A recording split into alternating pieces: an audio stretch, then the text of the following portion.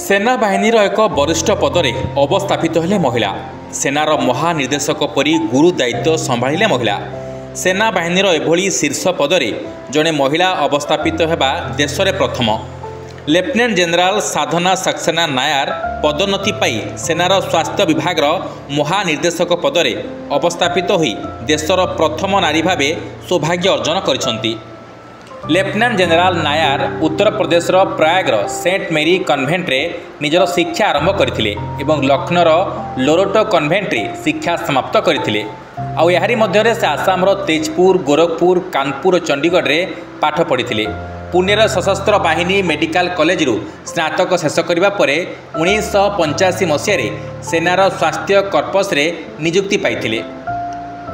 Family medicine रे स्नातकोत्तर, मातृ और शिशु स्वास्थ्य और स्वास्थ्य परिचालन रे डिप्लोमा करने सहित नवा दिल्ली एम्स रे मेडिकल इनफॉर्मेटिक्स रे 2 वर्ष प्रशिक्षण से नहीं। से इस्राएल प्रतिरक्षा बाहिनी सहित रासायनिक, जैविक, विकिरण और आणविक युद्ध कौशल रे प्रशिक्षण नहीं। स्विट्जरलैंड रे मध्य स्विस सेना ठारू सामरिक स्वास्थ्य नीति विषय से तालीम पाई। Bureau report, news alert 24x7।